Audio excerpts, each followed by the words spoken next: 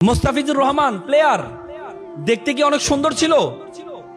দেখতে অনেক সুন্দর, চমৎকার কথা বলতে পারে। মোস্তাফিজুর রহমানকে যখন সানরাইজার হায়দ্রাবাদ আইপিএল এ যখন খেলার জন্য নিয়ে গিয়ে যাওয়া হয়েছিল, মোস্তাফিজ আবার ইংরেজি কথা বলতে পারে না। স্টাফ যারা আছে সবাই হচ্ছে ইংলিশে কথা বলে, মোস্তাফিজকে বলে ডানে যাওয়ার জন্য, মোস্তাফিজ বামে যায়। তো তারা তো বিপদে পড়ে গেছে, কি রে তারা কি বলে, তাকে বলি একটা করে আরেকটা। তো পরে তার জন্য একজন ইংরেজি শিক্ষক রাখলেন। দেখা গেছে ইংরেজি শিক্ষক তারা কি শিখাবেন, ইংরেজি শিক্ষক নিজে বাংলা বলা শুরু করছেন, মানে তাকে ইংরেজি শিখাতে পারছে না। পরবর্তী তারা চিন্তা করলো এর ইংরেজি শিখাচ্ছে, আমরা যারা আছি স্টাফরা যারা আছে সবাই বাংলা শিখে ফেলি। পরে কলকাতা থেকে দোবাসী নিয়ে যায়, দোবাসী নিয়ে তারা বাংলা শিখেছে। মোস্তাফিজুর রহমানের জন্য তারা বাংলা শিখেছে। তুমি যদি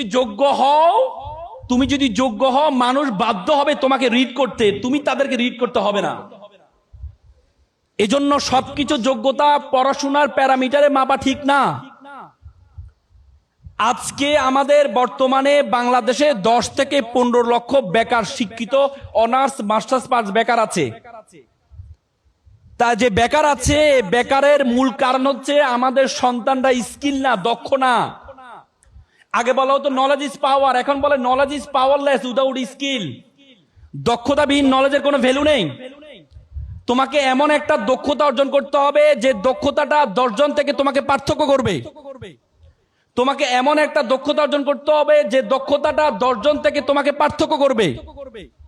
তোমাকে ডিবেটিং স্কিল অর্জন করতে হবে, তোমাকে স্পিকিং স্কিল অর্জন করতে হবে, তোমাকে রাইটিং স্কিল অর্জন করতে হবে।